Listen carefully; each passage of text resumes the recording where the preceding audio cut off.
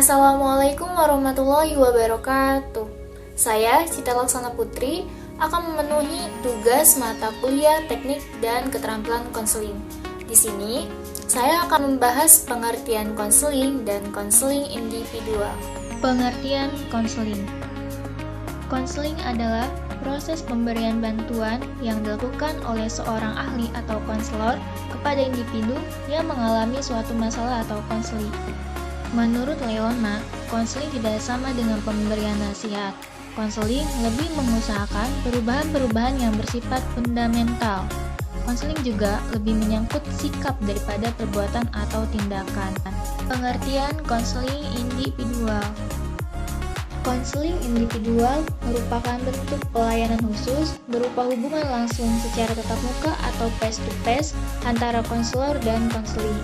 Konseling individual adalah proses pemberian bantuan yang mana konselor dan konseli bertemu secara langsung atau face-to-face.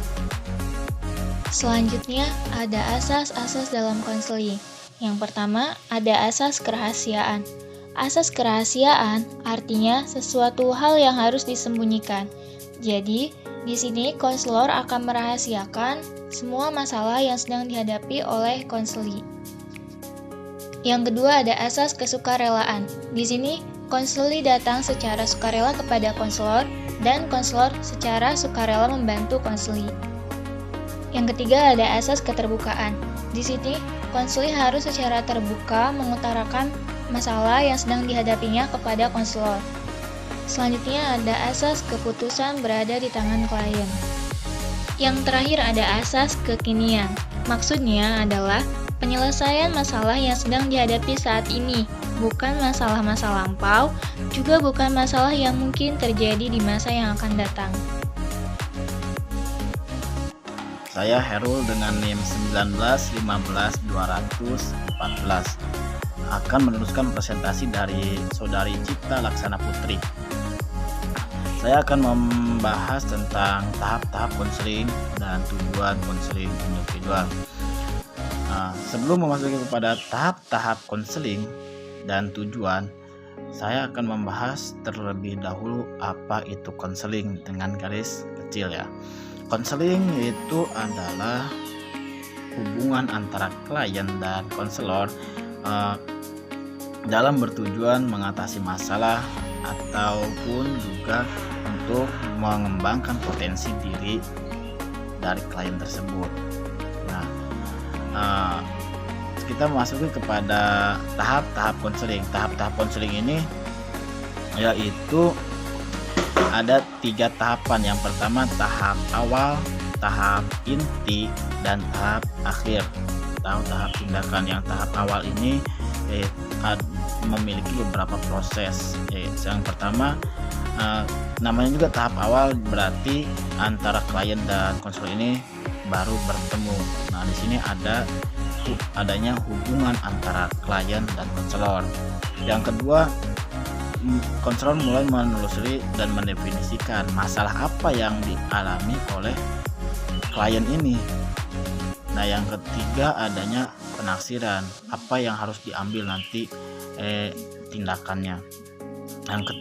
Yang keempat ini adanya menegosiasikan kontrak. Dalam menegosiasikan kontrak ini konselor dan klien harus saling menyetujui kontraknya, yaitu ada kontrak waktu, kontrak kerja, dan juga ada kontrak kerjasama dalam proses konseling.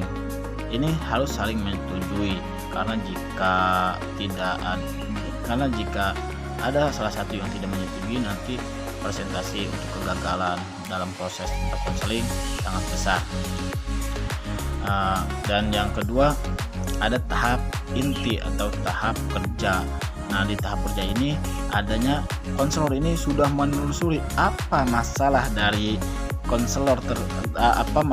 konseli tersebut ya, sampai ke akarnya atau ke dalam, agar bisa menemukan ini masalahnya. Nanti kita mengarahkan kepada jalan keluarnya,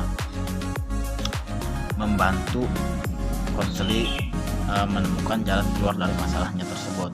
Dan di dalam tahap inti ini kita harus memelihara hubungan hubungan konseling dengan klien agar nyaman gitu, agar nyaman kliennya ini dalam berproses konseling dengan kita, dengan sopan, kitanya senyum, dengan ramah aja gitu ya. Terus yang ketiga adanya dalam berkonseling ini harus tadi tuh yang sudah dibahas dari tahap awal, yaitu harus sesuai dengan kontrak apa yang sudah kita setujui dari awal tadi. Nah, kita masuk kepada tahap tindakan atau tahap akhir. Dalam tahap awal ini dicirikan dengan adanya menurut kecemasan dari klien, dari wajahnya atau dari tingkah lakunya gitu ya. Ada juga adanya rencana hidup klien ini lebih tertata atau sudah terstruktur. Oh, aku harus gini, nanti ada perubahan. Dan adanya juga terjadi perubahan sikap dari konselor, dari klien ini, darinya sikapnya dari negatif kepada perubahan yang positif. Tujuan dari konseling individual yaitu kita bisa membantu mengatasi masalah yang dilalui oleh klien dengan cara mengarahkannya ataupun juga bisa dengan menasihatinya, tapi keputusan terbesar berada di tangan klien. Dan juga kita sebagai konselor bisa membantu merubah gaya hidup dari klien, dimana yang pertama negatif kita bisa merubah dalam positif dengan merubah pola pikirnya. Kita juga bisa merubah sebagai konselor kita kepada klien, mengarahkan pada tingkah laku yang lebih baik. Saya Nisa Zahra Rahman akan mempresentasikan materi yang berjudul pengenalan diri oleh teori petak Johari atau Johari-Windaw. Teori Johari atau Johari-Windaw adalah teori yang bisa memahami diri sendiri dan bisa memahami orang lain. Teori ini pertama dikemukakan oleh dua penggagas Amerika, yaitu Joseph Loeb dan Harrington pada tahun 1955 di Amerika. Teori ini disebut sebagai teori yang dapat memahami kesadaran dan perilaku diri sendiri dan bisa memahami orang lain. Teori ini dikaitkan dengan emotional intelligence teori, di mana seseorang itu dapat memahami dirinya sendiri dan dapat memahami manusia lainnya. Kenapa disebut sebagai teori Johari-Windaw atau petak Johari? Karena jendela Johari atau jendela digambarkan mempunyai 4 bagian, dan Johari merupakan singkatan dari Joseph Loeb dan Harrington. Teori ini juga disebut sebagai teori mengenai perilaku dan pikiran yang ada di dalam diri kita sendiri dan ada di dalam diri orang lain. Teori Johari-Windaw ini berkaitan dengan emotional intelligence teori yang berhubungan dengan perasaan dan kesadaran manusia. Kenapa disebut sebagai teori Johari-Windaw? Karena jendela mempunyai 4 bagian dan Johari merupakan singkatan dari Joseph Loeb dan Harrington Ingham. Komunikasi membutuhkan umpan balik dari seseorang, artinya komunikasi tersebut bisa berjalan dengan baik. Komunikasi membutuhkan penerapan dari teori Johari-Windaw karena berfungsi untuk memahami perasaan, pikiran, kesadaran, dan tingkah laku agar komunikasi itu bisa berjalan dengan baik dan efektif. Konsep dari teori Johari-Windaw ini menggunakan konsep hubungan interpersonal, di mana hubungan antara diri sendiri dan orang lain. Nah, di dalam teori Johari-Windaw ini mempunyai 4 bagian. Yang pertama yaitu open self.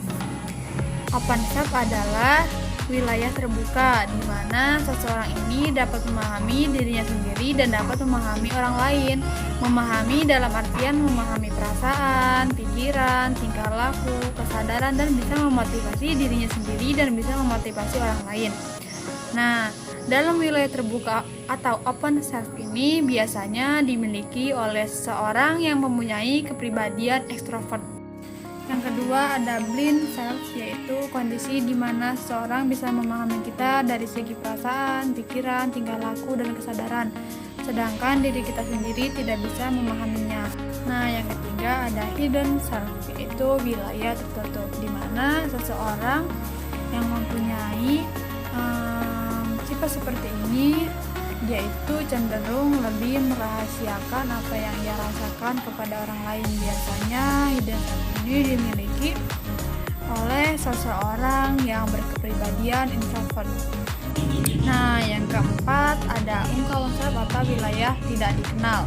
Dalam wilayah tidak dikenal ini, kita tidak bisa memahami orang lain dan orang lain pun tidak bisa memahami kita. Nah, apabila kita tidak bisa memahami orang lain dan orang lain tidak bisa memahami kita, maka tidak bisa dikatakan komunikasi berjalan dengan baik. Dalam melakukan proses konseling, kita membutuhkan suatu teknik. Teknik umum yang pertama ada tending, yaitu melayani, di mana ini merupakan upaya yang dilakukan konselor untuk melayani dan memberikan perhatian kepada klien. Hal ini menyangkut atau meliputi sikap tubuh dan ekspresi wajah untuk memberikan situasi yang aman kepada klien.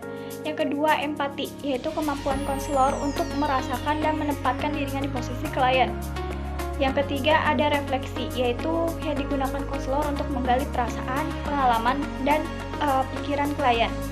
Tujuannya untuk mengungkapkan informasi yang dinilai harus terus terang. Yang keempat, yaitu menangkap pesan, upaya untuk memperjelas pesan yang diungkapkan klien kepada konselor. Yang kelima, ada question, yaitu open dan close. Open question atau terbuka, yaitu diawali dengan kata bagaimana atau mengapa. Sedangkan close question atau tertutup diawali dengan kata apakah. Question ini dilakukan untuk menggali informasi dari klien. Yang keenam, dorongan minimal. Dorongan minimal ini berupa tanggapan agar klien mengungkapkan perasaannya lebih mendalam. Yang ketujuh, ada interpretasi, yaitu teknik yang bertujuan memberikan rujukan atas perilaku klien agar mau berubah melalui suatu pemahaman. Yang kedelapan, ada teknik pengarahan, yaitu mengumpulkan hasil pembicaraan seperti saran atau motivasi. Yang kedua, ada teknik khusus. Teknik khusus itu yang pertama ada latihan asertif. Latihan asertif ini merupakan kemampuan mengkomunikasikan apa yang diinginkan, dirasakan, dan dipikirkan oleh klien. Yang kedua ada desensitisasi sistematis, di mana teknik ini untuk menenangkan klien dengan cara mengajarkan klien untuk rileks dan menghilangkan kecemasan maupun ketakutan. Yang ketiga ada pengkondisian aversi, di mana teknik ini merupakan teknik yang dilakukan untuk menghilangkan kebiasaan-kebiasaan buruk dengan melakukan atau memberikan suatu hukuman.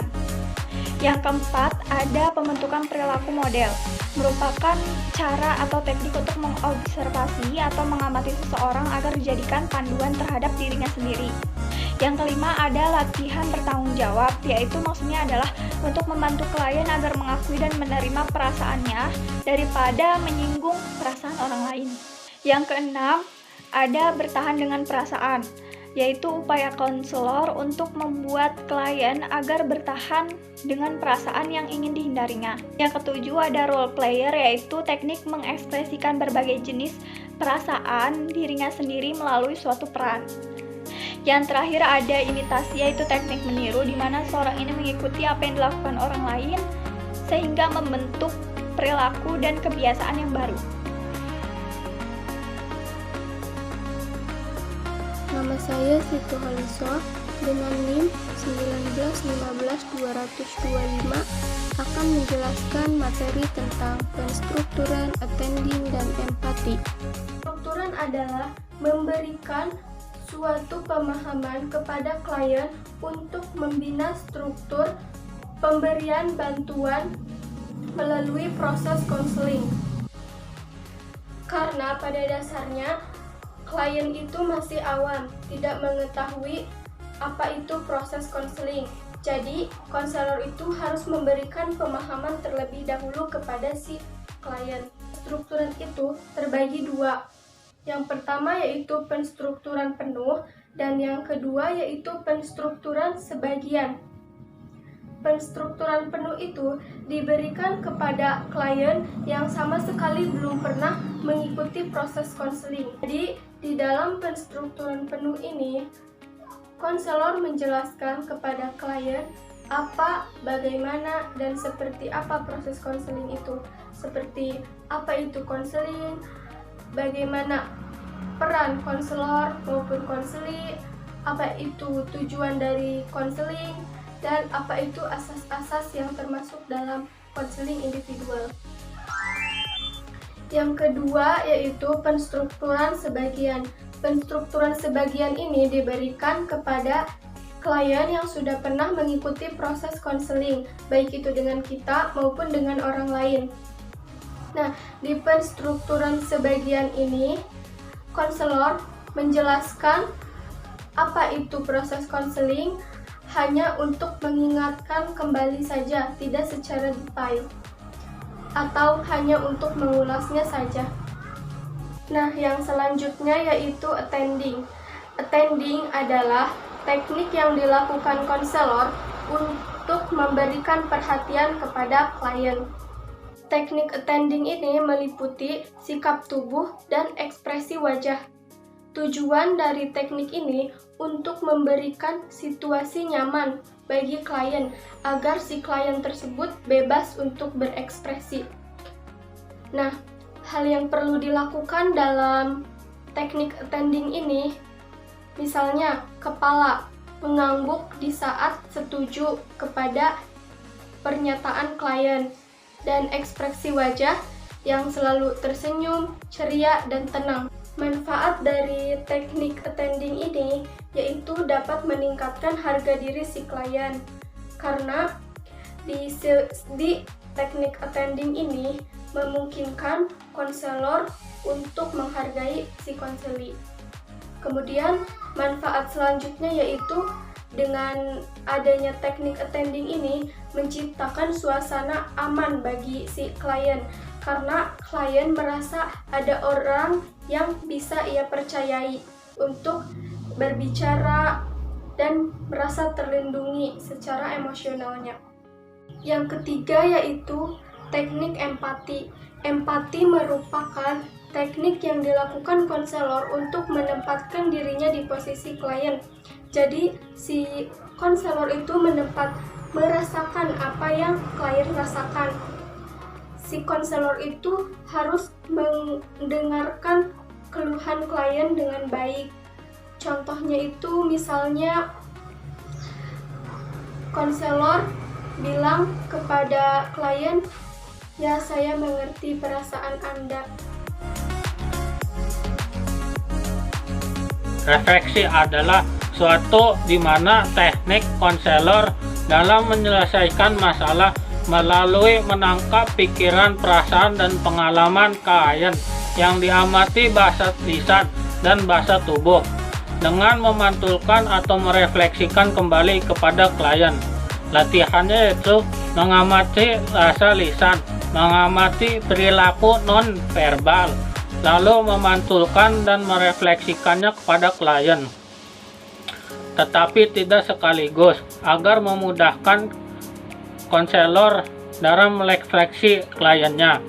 Yang kedua, eksplorasi adalah suatu di mana teknik dalam menyelesaikan permasalahan melalui menggali perasaan, pikiran, dan pengalaman klien.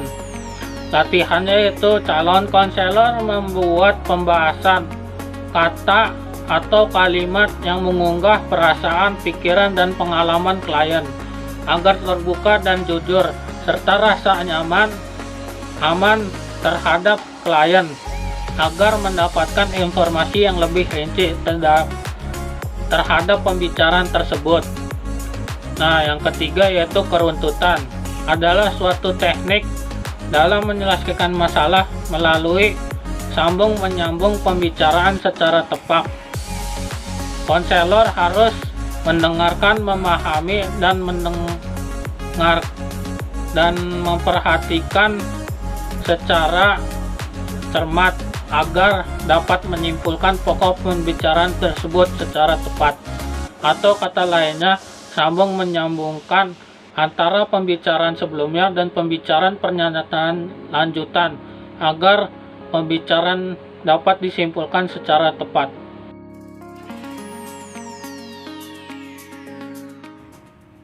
Di sini saya akan menjelaskan salah satu tahapan dalam teknik umum konseling.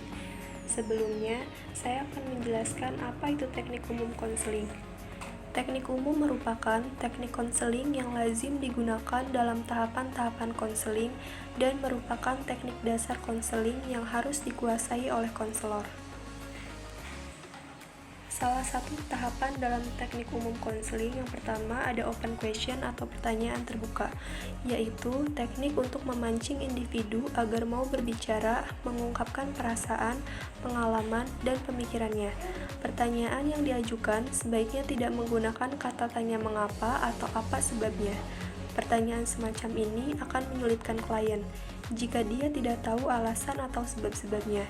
Oleh karenanya, lebih baik gunakan kata tanya apakah, bagaimana, adakah, atau dapatkah. Open question atau pertanyaan terbuka juga pertanyaan yang tidak bisa dijawab dengan jawaban ya atau tidak. Selanjutnya, closed question atau pertanyaan tertutup adalah pertanyaan sederhana yang mengharapkan klien memberi jawaban singkat. Jawaban singkat ini bisa berupa satu kata atau kalimat singkat. Kata-kata yang digunakan dalam pertanyaan tertutup menyebabkan orang merasa harus memberikan jawaban tertentu. Contoh dari satu kata dalam closed question yaitu jawaban antara iya atau tidak. Dorongan minimal dan menyimpulkan sementara. Di sini saya akan menjelaskan pengertian dorongan minimal. Pengertian dorongan minimal, teknik memberikan suatu dorongan secara singkat terhadap apa yang dikemukakan oleh konseling. Dorongan minimal dapat berupa nonverbal dan verbal. Dorongan minimal nonverbal seperti tubuh dan postur yang rileks, ekspresi wajah, dan gestur tangan. Dorongan minimal verbal dapat berupa seperti ungkapan atau kata. Contohnya seperti oh, lalu, dan bila konselor meresponnya. Tujuan dari dorongan minimal untuk membuat konseli agar tetap berbicara dan dapat mengarahkan agar pembicaraan mencapai tujuan. Dorongan ini diberikan pada saat konseli kurang memusatkan pikirannya pada pembicaraan atau pada saat konselor ragu atas pembicaraan konseli. Menyimpulkan sementara, teknik ini yaitu teknik yang menyimpulkan sementara pembicaraan konseli sehingga arah pembicaraan semakin jelas. Hasil percakapan sementara antara konselor dan klien dapat disimpulkan oleh konselor untuk memberikan gambaran jelas balik atau feedback atas hal yang telah dibicarakan klien. Tujuan dari menyimpulkan sementara ada 4. Yang pertama, memberikan kesempatan pada klien untuk mengambil kilas balik dari hal yang telah dibicarakan. Yang kedua, menyimpulkan kemajuan hasil pembicaraan secara bertahap. Yang ketiga, meningkatkan kualitas diskusi. Yang keempat, mempertajam fokus pada wawancara konseling.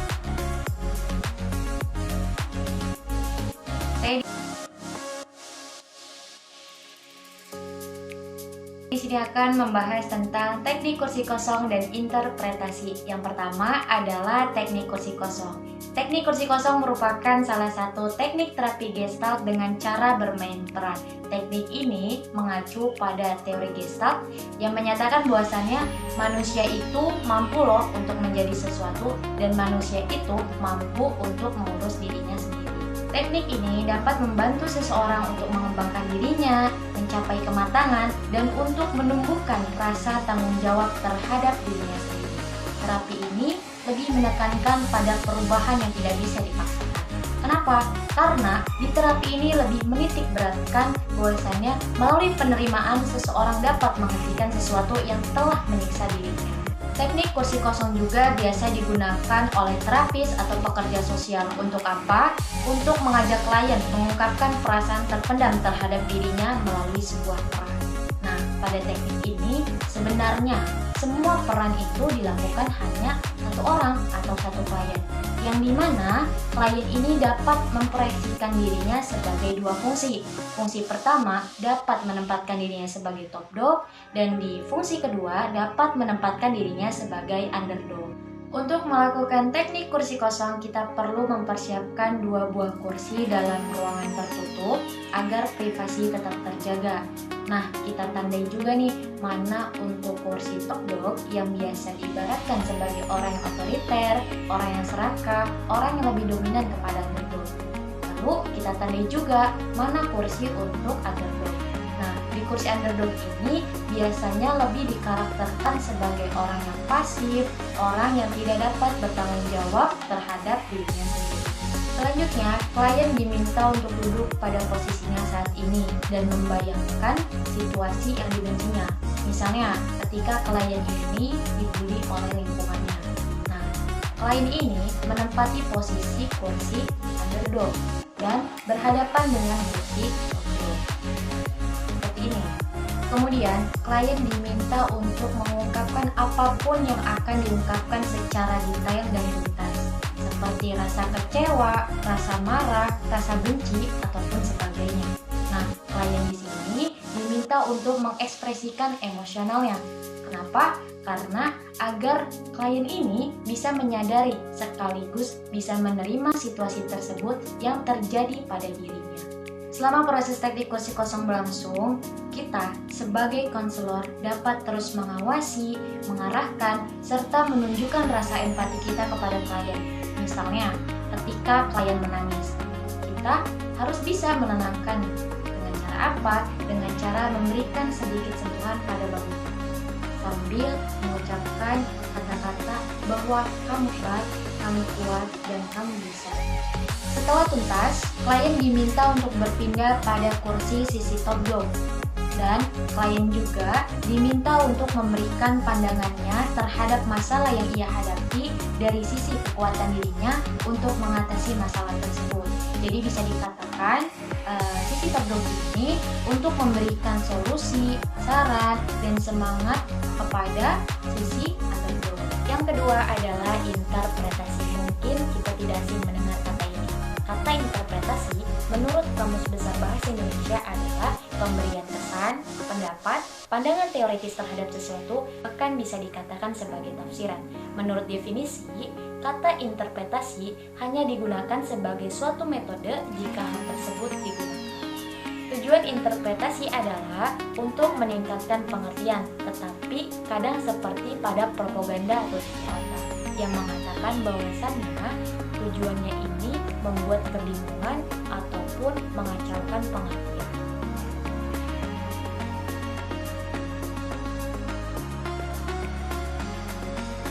Saya di sini akan menjelaskan tentang penafsiran dan konfrontasi. Apa sih penafsiran itu? Penafsiran adalah penjelasan-penjelasan atau pengertian-pengertian dari suatu keadaan. Penggunaan penafsiran oleh konselor dalam konseling bertujuan membantu klien agar dapat memahami arti dari kejadian-kejadiannya dengan menyajikan beberapa pandangan yang berkaitan dengan masalah klien. Pemberian penafsiran akan lebih membantu bila didasarkan atas informasi yang diungkapkan oleh klien. Hal-hal yang harus diperhatikan dalam penggunaan penafsiran. Yang pertama, gunakan kata-kata atau frase yang tepat dalam respon penafsiran. Jadi, konselor diharapkan untuk menggunakan kata-kata yang tepat dalam merespon penafsiran untuk konseling. Yang kedua, ada penafsiran hendaknya didasarkan pada pesan-pesan aktual. Jadi, konselor ini diharapkan dapat memberikan pesan-pesan yang baik kayak gitu untuk melakukan penafsiran ini. Yang ketiga, ada perhatikanlah dengan cermat kesiapannya. Jadi, konselor itu harus yakin bahwa klien telah siap untuk mengeksplorasi dirinya sebelum menggunakan penafsiran ini. Contoh dialognya seperti ini. Klien berbicara, "Saya pikir dengan berhenti sekolah dan memutuskan untuk membantu orang tua merupakan bakti saya pada keluarga. Karena adik-adik saya itu banyak dan amat membutuhkan biaya." Dijawab oleh konselor, "Pendidikan tingkat SMA pada masa sekarang adalah mutlak bagi semua warga negara. terutama hidup di kota besar seperti Anda. Karena tantangan masa depan makin banyak, maka dibutuhkan pelajar Indonesia yang berkualitas. Membantu orang tua memang harus, namun mungkin disayangkan jika seorang seperti Anda yang tergolong cerdas akan meninggalkan pendidikan tingkat SMA. Nah, selanjutnya konfrontasi. Apa sih konfrontasi itu? Konfrontasi yaitu mempertentangkan dua hal yang berbeda. Seringkali klien tidak menyadari ada berbagai pertentangan dalam dirinya, baik itu menyangkut dengan perkataannya, perilakunya, dan sikapnya. Kondisi yang perlu dikonfrontasikan. Yang pertama, isi pertanyaan klien yang berbeda dengan cara ia menyatakannya pada saat itu. Maksudnya seperti apa? Sesuatu yang disampaikannya berupa pengalaman atau kejadian yang menyedihkan, tetapi ia menyampaikannya dengan suasana yang ceria. Yang kedua, jika bertentangan isi dari hal yang dinyatakan saat ini dan yang dinyatakan pada waktu sebelumnya. Maksudnya seperti apa? Pada saat awal pembicaraan, klien menyatakan ia sangat ingin membahagiakan orang tuanya. Sementara pembicaraan telah berlangsung lama, klien menyatakan dia bosan tinggal bersama orang tuanya. Yang ketiga, ada apa yang dinyatakan bertentangan dengan yang dilakukan. Misalnya kayak gini, si klien ingin memperoleh hasil yang bagus, nilai yang baik, atau dia naik kelas. Tapi perilaku dia itu bertentangan dengan apa yang ia inginkan. Seperti dia malas-malasan, dia bermain dengan teman-temannya, dan lain sebagainya. Yang terakhir, berbeda pada saat klien menyatakan dengan reaksi yang diinginkan konselor. Misalnya, klien mengangguk akan melakukan perubahan terhadap cara ia berpakaian. Namun, keesokan harinya, tak sama saja klien tidak melakukan perubahan apapun dan memakai pakaian seperti kemarin-kemarin. Pertimbangan konselor untuk melakukan konfrontasi. Yang pertama, memahami masalah klien secara mendalam. Jadi, pemahaman masalah ini adalah sangat penting, dan apabila pemahamannya masih belum mendalam, dikhawatirkan konselor itu menyampaikan atau melakukan konfrontasi itu tidak mengena kepada konseling. Yang kedua, telah terbinanya keakraban yang mendalam. Jadi, kalau misalkan keakrabannya itu masih dangkal, dikhawatirkan klien itu merasa terpojok atas apa yang dilakukan oleh konselor melakukan konfrontasi. Yang ketiga, disampaikan dalam bahasa yang singkat, tepat, jelas, dan mudah dipahami oleh klien. Bahasa yang terlalu panjang dan tidak jelas mengakibatkan konfrontasi tidak mengenai sasaran yang diinginkan. Contoh dialognya seperti ini. Klien berbicara, "Saya baik-baik aja." Menggunakan suara rendah, wajah murung, posisi tubuh gelisah. Dan konselor menjawab, "Anda mengatakan baik-baik saja, tetapi kelihatannya ada yang tidak beres. Saya melihat ada perbedaan antara ucapan dengan kenyataan diri." Nama saya Muhammad Hafiz dari BKI semester 3 kelas A. Saya akan menjelaskan tentang definisi silence. Apa itu silent? Silent adalah kondisi hening yang diciptakan oleh konselor maupun klien. Ada 3 penyebab teknik silence ini digunakan. Yang pertama adalah klien kehabisan energi untuk melanjutkan pembicaraan. Yang kedua adalah klien tidak tahu apa yang harus diungkapkan berikutnya. Yang ketiga adalah klien mengalami resistensi atau keadaan bertahan dalam dirinya klien. Waktu klien diam biasanya 1-2 menit. Setelah itu pada umumnya klien merasa terganggu dengan adanya konselor yang ikut diam, sehingga diri klien itu akan terdorong untuk berbicara kembali. Selanjutnya adalah tujuan silence. Silence digunakan dengan tujuan yang pertama, memberikan kesempatan pada klien untuk istirahat atau mereorganisir pikiran dan perasaannya, atau mereorganisir kalimat yang akan dikemukakan selanjutnya. Yang kedua, mendorong klien atau memotivasi klien mencapai tujuan konseling. Yang ketiga, untuk merefleksikan apa yang konseling katakan. Yang keempat, memberikan waktu pada konselor untuk mempersiapkan respon selanjutnya.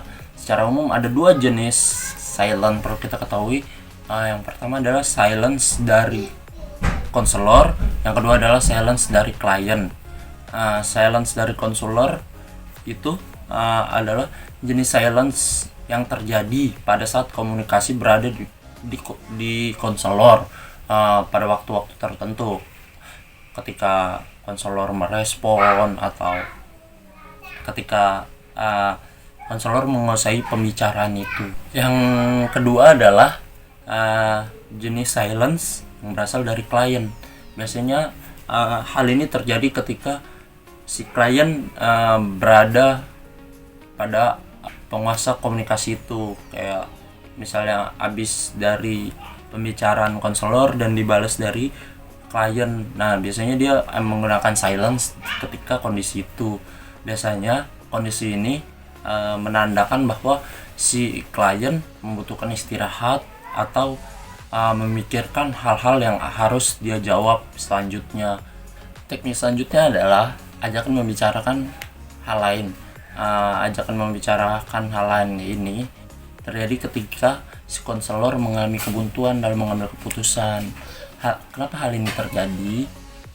Karena di dalam hidup kita itu perlu banyak opsi yang harus kita siapkan. Ketika opsi pertama, kedua gagal, kita bisa mengambil opsi selanjutnya. Nah, ajakan memikirkan atau membicarakan hal lain ini terjadi pada tahap pembinaan. Teknik ini lebih cenderung mengajak klien untuk memikirkan sesuatu yang lebih baik. Dalam teknik ini, seorang konselor harus bersikap lebih hati-hati ya, untuk menghindari kebingungan dari si klien. Ajakan ini juga bisa dilakukan klien saat dia kebingungan atau tidak nyaman dengan pertanyaan-pertanyaan yang dilontarkan oleh konselor. Ya, dilanjut dengan materi dari saya. Yang pertama, teknik konseling menyimpulkan, dan yang kedua, teknik konseling pemberian informasi. Teknik konseling menyimpulkan itu dilakukan pada akhir sesi konseling. Klien dan konselor membuat suatu kesimpulan menyangkut diri klien selama melakukan konseling. Kesimpulan itu mengenai bagaimana keadaan maupun perasaan klien pada saat ini, lalu memantapkan kembali rencana klien ke depannya. Selanjutnya, pembahasan yang akan dibicarakan pada konseling selanjutnya gitu, mau bahas apa nih kira-kira, seperti itu. Lalu yang kedua, teknik pemberian informasi. Ketika klien meminta informasi kepada konselor akan sesuatu hal, tetapi konselor tidak mengetahuinya, maka konselor harus mengatakan sejujurnya bahwa ia kurang tahu mengenai informasi tersebut. Jangan memaksakan sehingga memberikan informasi yang salah. Sebaliknya, apabila konselor mengetahui, sebaiknya diupayakan agar klien tetap mengusahakannya sendiri. Contohnya, pada saat klien menanyakan informasi persyaratan yang harus dilengkapi saat mau ikut pramugari itu apa aja ya kepada konselor. Padahal konselor tidak mengetahui gitu persyaratan yang harus diinin apa aja. Lalu dari pemikiran konselor, daripada nggak dijawab, ini jawab aja deh gitu. Terus konselor jawab, persyaratan yang harus dilengkapi, pertama tinggi badannya harus minimal 155 cm dan berat badannya minimal 45 kg. Lalu si konseli berpikiran begini, wah saya sesuai nih dengan kriteria maupun persyaratannya, ya udah deh nanti saya bakalan coba ya. Nah, pada saat klien mencoba ikut kelas pramugari itu dan ternyata kriterianya pun tidak sesuai, justru akan membuat si klien tuh kayak ngerasa ke konselor, ibu konselor saya nih ngasih informasinya nggak benar ya, kayak gitu. Jadi emang kalau misalnya kita nggak tahu gitu sama suatu hal, mending kita jawab jujurnya aja, seperti maaf ya saya kurang tahu deh kriteria maupun persyaratan yang yang harus dilengkapi untuk ikut pramugari.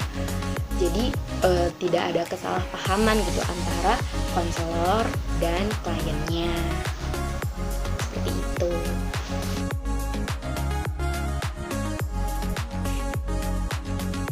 Selanjutnya yaitu nasihat.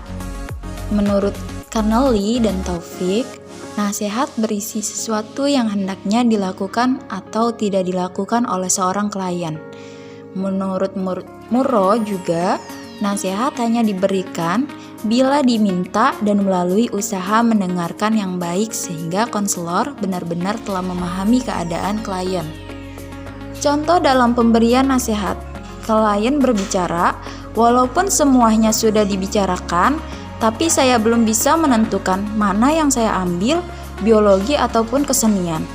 Konselor pun menjawab, "Ya, mengapa kamu tidak mencoba mengambil kesenian saja? Kamu mengambil 2 mata pelajaran dalam kelompok IPA dalam tahun ini. Kamu mengatakan ingin mempelajari bidang-bidang lain dan di samping itu kamu juga menyukai guru kesenian." Jadi dalam percakapan tersebut terdapat nilai-nilai nasihat.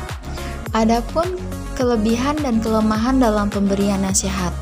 Yang pertama yaitu kelebihan dalam pemberian nasihat itu membantu klien membuat keputusan dari diskusi panjang tentang masalah yang dihadapi.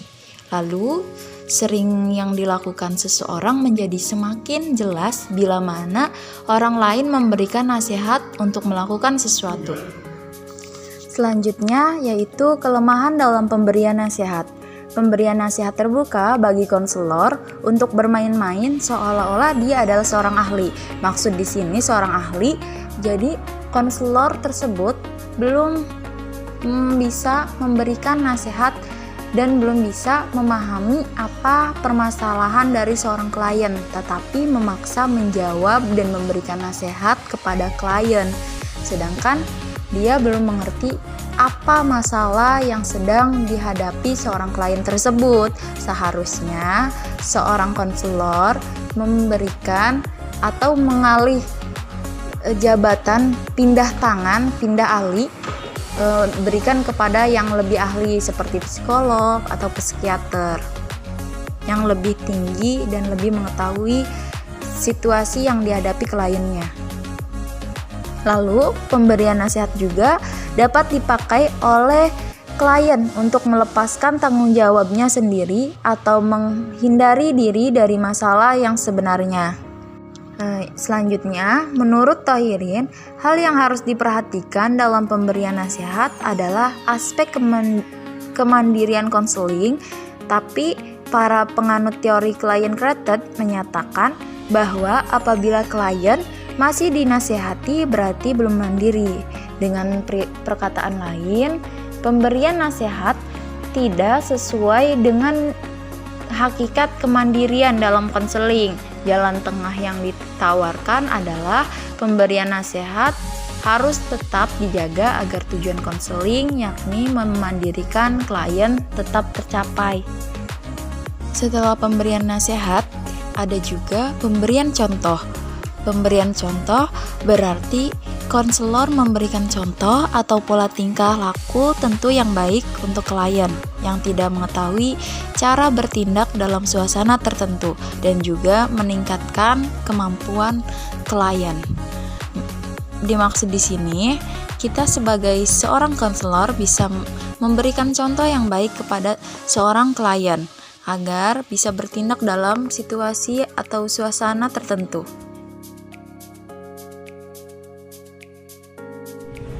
Baiklah, saya Siti Nafila. Di sini saya akan menjelaskan mengenai contoh pribadi dan penguatan. Nah, yang pertama ada contoh pribadi. Apa sih contoh pribadi itu? Nah, contoh pribadi adalah pengalaman, tingkah laku, atau usaha yang dimana layak atau patut dicontoh oleh konseli berdasarkan pengalaman konselor atau pengalaman orang lain. Nah, apa sih tujuan diberikannya contoh pribadi ini?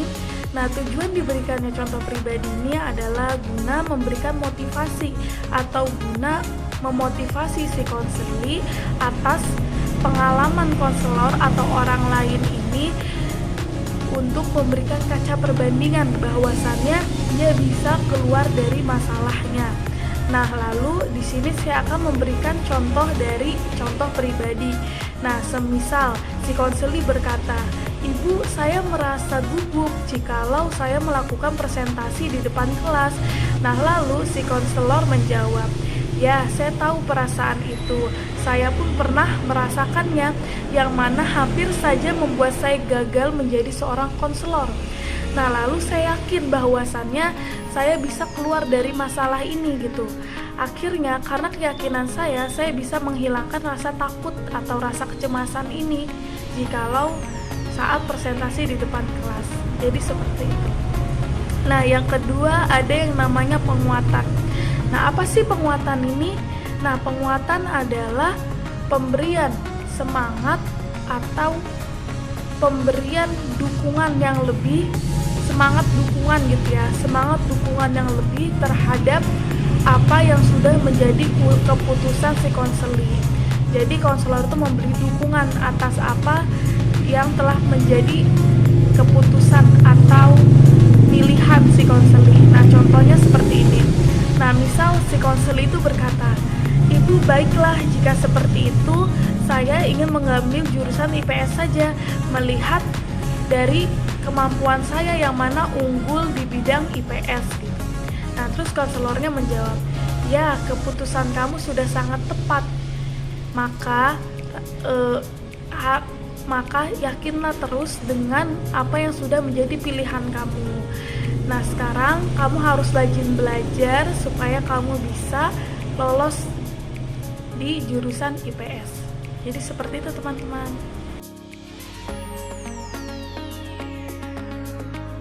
Halo semuanya, perkenalkan nama saya Lisa Oktavianti, NIM saya 1915234.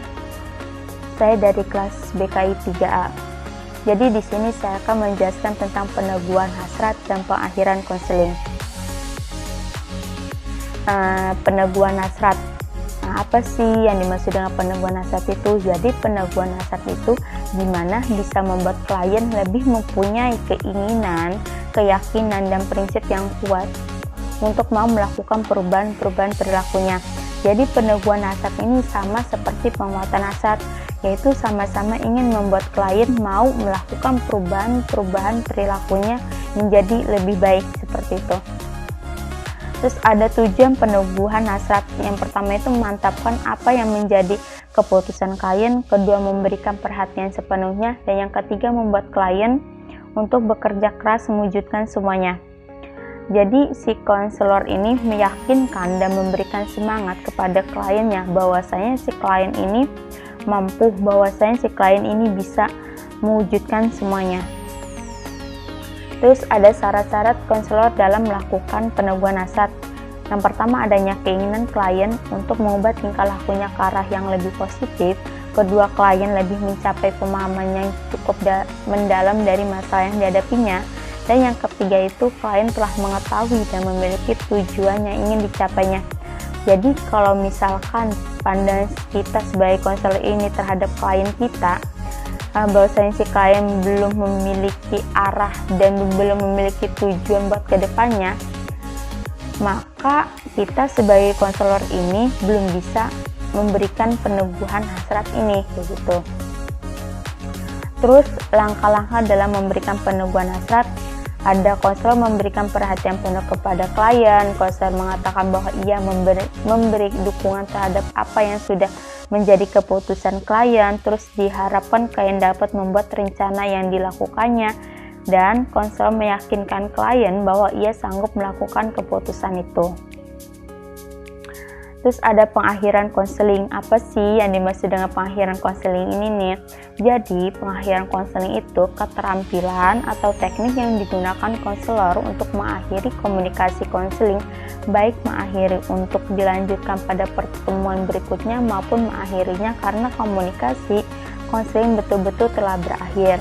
Jadi maksudnya itu sebelum kita melakukan proses konseling, si konselor sama si klien ini melakukan kesepakatan bersama, misalkan kesepakatan dalam waktu Contohnya, si klien sama si konselor bersepakat bahwasannya nanti pada proses konseling hanya berlangsung 2 jam saja, maka kalau misalkan proses konseling sudah menunjukkan waktu 2 jam, si konselor ini nih berhak mengakhiri proses konselingnya sesuai dengan kesepakatan di awal tadi.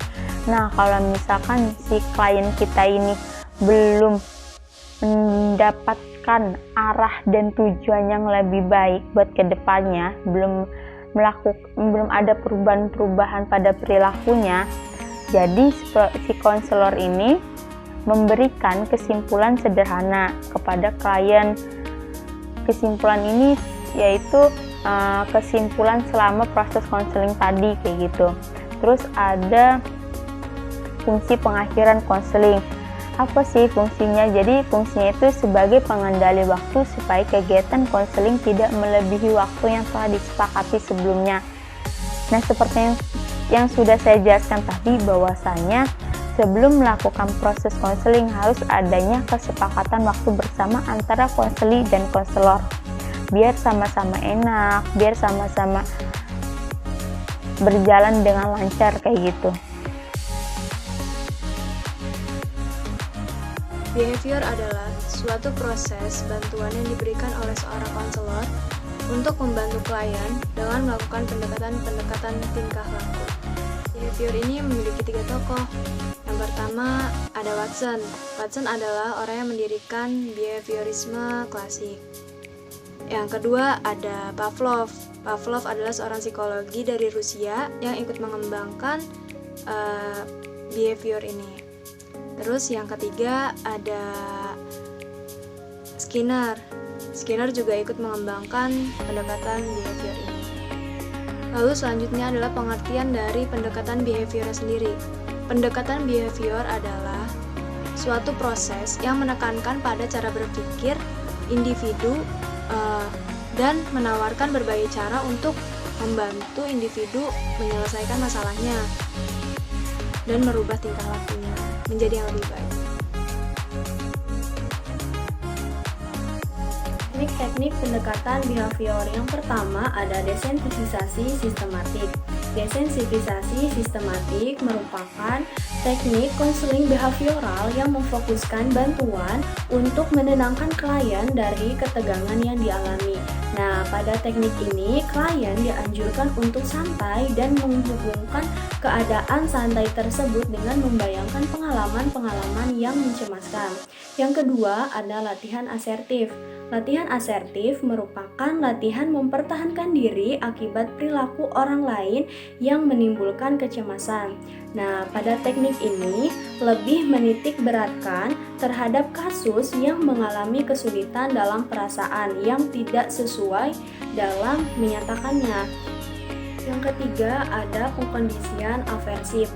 Pengkondisian aversif merupakan teknik yang digunakan untuk menghilangkan kebiasaan buruk. Nah, pada teknik ini dilakukan dengan cara menghukum perilaku negatif dari klien dan memfokuskan perilaku positif. Yang keempat ada impulsion. Impulsion merupakan teknik yang digunakan untuk mengarahkan klien untuk membayangkan situasi stimulus yang mengancam secara berulang-ulang. Nah, pada teknik ini dilakukan secara berulang-ulang dengan tujuan agar kecemasan yang dialami oleh klien dapat terhapus. Yang kelima ada flooding. Flooding merupakan teknik penyembuhan fobia untuk menghilangkan rasa takut. Nah, pada teknik flooding ini dilakukan dengan cara menghadirkan secara langsung sumber ketakutan dari klien itu sendiri. Yang keenam ada role playing. Role playing atau bermain peran merupakan teknik yang menggunakan komponen emosional dan perilaku dalam bermain peran. Nah, pada teknik ini dilakukan dengan tujuan agar konseli dapat berinteraksi dengan orang lain dan juga dapat mengungkapkan emosi yang dipendam. Yang ketujuh ada modeling. Modeling merupakan suatu proses peniruan atau belajar melalui model yang ada dan menirukannya. Teknik ini dilakukan untuk membentuk perilaku baru pada klien dan memperkuat perilaku yang ada. Yang kedelapan ada teknik token ekonomi. Token ekonomi merupakan suatu bentuk pengubahan perilaku yang dirancang untuk meningkatkan perilaku yang disukai dan mengurangi perilaku yang tidak disukai. Nah, pada teknik token ekonomi ini dilakukan dengan cara menggunakan token atau koin yang kemudian dikumpulkan lalu ditukarkan dengan hadiah yang disukai oleh klien. Yang kesembilan ada homework atau pekerjaan rumah. Homework merupakan teknik pemberian tugas di rumah bagi klien yang kurang mampu menyesuaikan situasi tertentu. Nah, pada teknik ini, konselor memberikan tugas kepada klien selama di rumah dan harus diselesaikan oleh klien itu sendiri.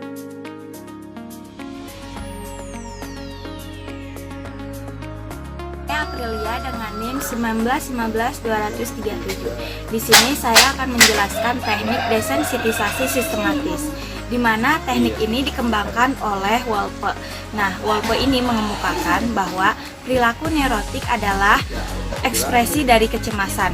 Nah, teknik ini juga berfokus untuk membantu klien menurunkan dari ketegangannya dengan cara rileks. Teknik ini digunakan untuk orang-orang fobia karena orang-orang fobia ini mempunyai kecemasan yang berlebihan dan tidak wajar, seperti ia takut pada nasi, padahal kan nasi adalah makanan sehari-hari atau makanan pokok.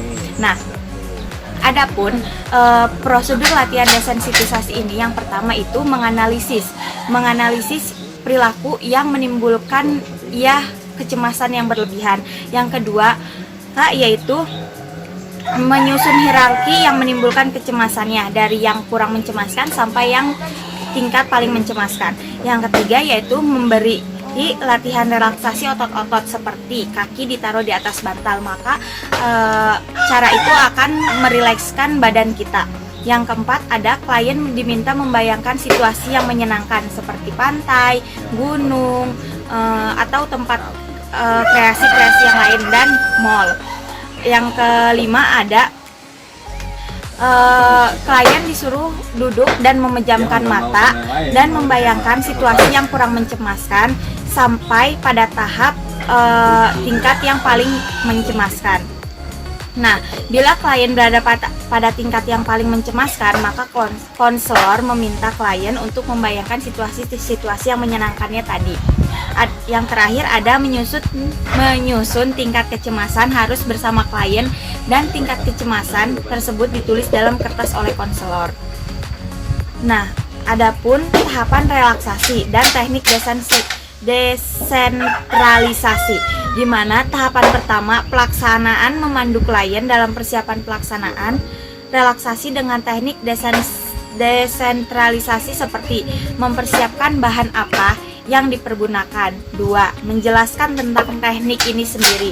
3. Melakukan latihan penanganan agar klien benar-benar dalam kondisi rileks dan mengatur posisi agar nyaman. Nah, ada tahapan yang kedua, yaitu di mana klien diminta untuk tidur dalam posisi telentang dengan rileks. Yang kedua, diminta memejamkan mata. Yang ketiga, tarik nafas dalam-dalam dan tahan selama 10 detik, kemudian lepaskan. Yang keempat, tegangkan bibir Anda lalu rilekskan. Yang kelima, tekan perut Anda, tegangkan lalu rilekskan. Yang keenam, angkat tangan Anda kira-kira setengah dari angkat tangan, kemudian bernafaslah secara normal lalu rilekskan. Nah, yang terakhir ada angkat kaki Anda setingginya dan tegangkan dan rilekskan. Instruksi-instruksi ini merupakan beberapa dari prosedur latihan teknik desensitisasi. Teknik role playing. Santrok menyatakan definisi role playing adalah bermain peran ialah suatu kegiatan yang menyenangkan. Nah, dalam penggunaan teknik bermain peran, konselor sangat memegang peranan penting dan dapat menentukan masalah klien. Tujuan dari teknik role playing ini adalah menyenangkan dan menimbulkan motivasi pembelajaran, mengungkapkan diri, kesempatan yang lebih luas untuk berbicara, memberikan kesenangan karena role playing pada dasarnya adalah permainan. Nah, adapun kelebihan teknik role playing yaitu melibatkan seluruh anggota kelompok, bebas mengambil keputusan dan berekspresi, dapat dimainkan pada situasi kapan saja. Nah, adapun kekurangan role playing yaitu 1. Kemampuan interpersonal lebih mudah daripada kemampuan teknis. 2. Pengalaman tidak selalu tepat. Dan 3. Malu dan rasa takut salah satu faktor tidak berbicaranya seseorang dalam permainan role playing ini.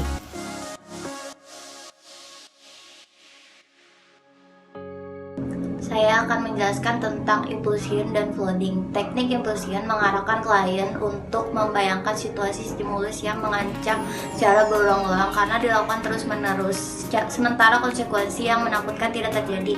Maka diharapkan kecemasan klien akan teredukasi atau terhapus. Teknik flooding adalah teknik yang digunakan konselor untuk membantu konseli mengatasi kecemasan dan ketakutan terhadap suatu hal dengan cara menghadapkan konseli tersebut dengan situasi yang menimbulkan kecemasan tersebut secara berulang-ulang sehingga berkurangnya kecemasan terhadap situasi tersebut. Penerapan flooding dibagi menjadi dua, yaitu in vivo dan imagery. Kalau penerapan infusion yaitu mencari stimulus yang memicu gejala, yang kedua menaksir bagaimana gejala berkaitan dan bagaimana gejala membentuk perilaku konseli. Yang ketiga, meminta konseli membayangkan sejelas-jelasnya apa yang dijabarkan tanpa disertai kecelakaan atau kepantasan situasi yang dihadapi. Yang keempat, bergerak semakin dekat terhadap ketakutan paling kuat yang dialami konseli dan meminta konseli untuk membayangkan apa yang paling ingin dihindarinya. Yang kelima, mengulangi prosedur tersebut sampai kecemasan tidak muncul lagi dalam diri konseli. Itulah teknik-tekniknya. Perkenalkan, nama saya Alfia Azizah dengan NIM 19152008. Di sini saya akan menjelaskan teknik modeling. Teknik modeling adalah bagian dari terapi behavior, yang mana teknik behavior berfokus pada perilaku yang terlihat dan penyebab luar yang menstimulasinya. Behavior memandang manusia sangat mekanistik, karena menganalogikan manusia seperti mesin. Konsep mekanistik menjelaskan mengenai stimulus respon seolah-olah menyatakan bahwa manusia akan bergerak atau melakukan sesuatu apabila ada stimulasi. Selanjutnya ada metode. Penelitian ini merupakan jenis penelitian tindakan bimbingan dan konseling, yaitu suatu penelitian yang bersifat relatif oleh pelaku tindakan yang dilakukan untuk meningkatkan kemampuan rasional tanggung jawab dari tindakan-tindakan mereka dalam melaksanakan tugas, memperdalam pemahaman terhadap tindakan-tindakan yang dilakukan itu, serta memperbaiki kondisi di mana praktek-praktek pembelajaran tersebut dilakukan.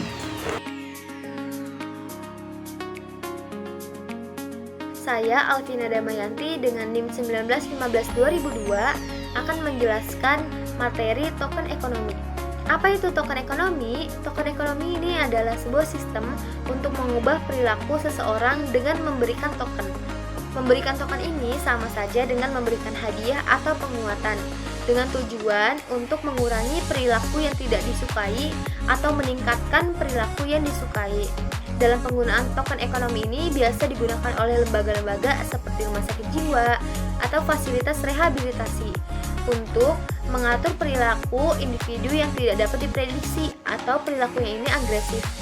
Tetapi dalam dunia pendidikan khusus dapat menggunakan token ekonomi ini. Di slide selanjutnya ada unsur-unsur token ekonomi. Di poin pertama ada token koin, di mana segala sesuatu yang dapat dilihat atau dihitung seperti poker, stiker, dan lainnya itu dapat digunakan sebagai token ekonomi. Di poin kedua yaitu sistem penukarannya, di mana motif penguat itu mahal atau sangat menarik, maka nilai token harus lebih tinggi dan sebaliknya. Di poin ketiga ada motif-motif penguat, yaitu motivasi penguat objek yang penuh arti, kehormatan atau individu menerima aktivitas sebagai pertukaran dengan token yang mereka peroleh. Di poin selanjutnya ada langkah-langkah dalam memulai token ekonomi. Di poin pertama ada pilih jenis token yang akan dipakai. Banyak objek atau benda yang dapat digunakan sebagai token ekonomi. Di poin kedua ada buatlah bank token. Bank token ini dapat berupa toples untuk menyimpan kelereng, kancing, dan lainnya. Di slide selanjutnya, token ekonomi ini memiliki kekurangan dan kelebihan.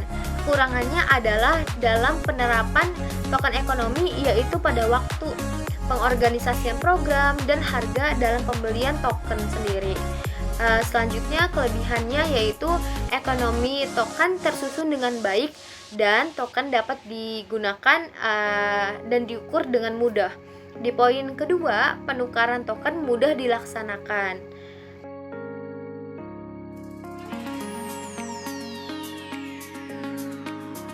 Apa itu REBT? REBT atau Emotive Behavioral Therapy. Pendekatan ini dikembangkan oleh Albert Ellis pada pertengahan tahun 1950-an. Albert menekankan pada pemikiran yang rasional. Rational Emotive Behavioral Therapy mencakup teknik-teknik konseling berupa relaksasi, metode khayal, dan menghilangkan perasaan malu. Tujuan REBT. Tujuan umum REBT adalah untuk mengevaluasi diri dan bagaimana si konseli menerima kekurangan dirinya sendiri. Tujuan khusus dari REBT adalah membantu konseli untuk berpikir lebih bersih dan rasional, membuat mereka merasa layak, membantu konseli agar menjalin hidup yang efisien, efektif dalam menentukan hidup yang lebih bahagia. Tahap konseling REBT.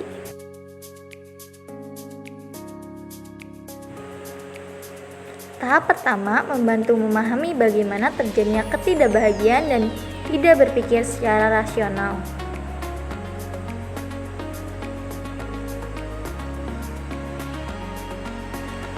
Tahap kedua membantu konseli membantah dan meyakini bahwa pemikiran itu dapat diubah. Tahap ketiga, membantu konseli untuk berpikir dan menghilangkan pemikiran yang tidak rasional.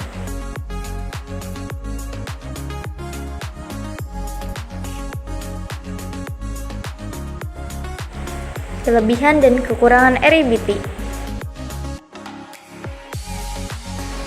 Kelebihan REBT ini dapat dengan mudahnya dikombinasikan dengan teknik tingkah laku lainnya untuk membantu klien mengalami apa yang mereka pelajari lebih jauh lagi.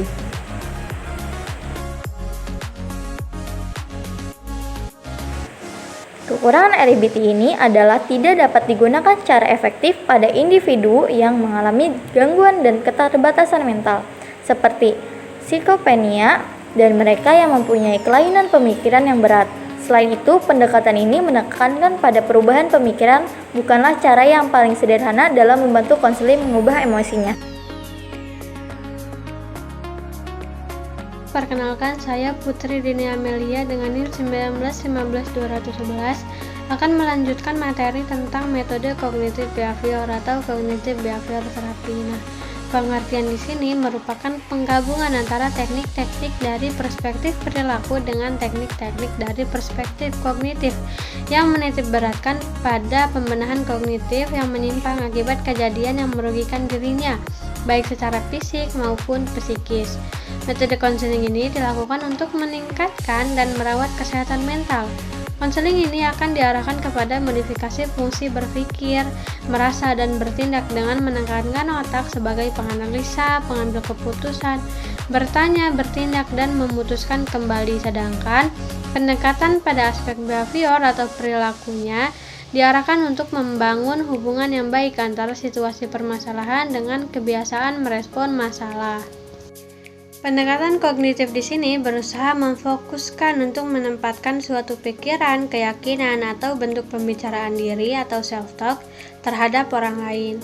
Selain itu, terapi ini juga memfokuskan pada upaya pembelajaran klien agar dapat memiliki cara berpikir yang baik, yang lebih positif dalam berbagai peristiwa kehidupan, dan bukan hanya sekedar berupaya mengatasi penyakit atau gangguan yang sedang dialaminya.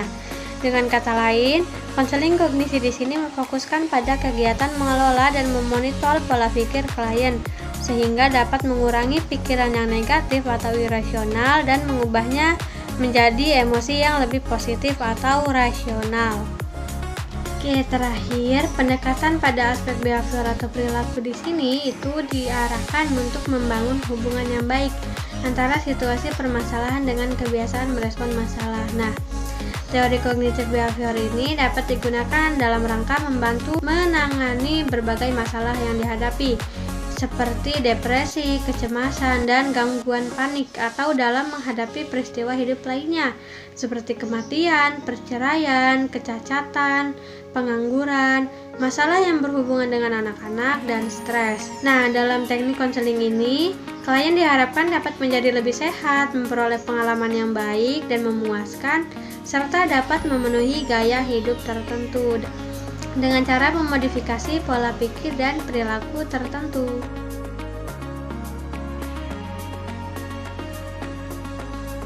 Di sini saya akan melanjutkan pembahasan tentang teknik imagery. Sebelumnya, ada yang sudah tahu belum apa pengertian teknik imagery? Nah, betul sekali. Pengertian teknik imagery adalah suatu teknik yang menggunakan imajinasi individu dengan imajinasi terarah untuk mengurangi stres.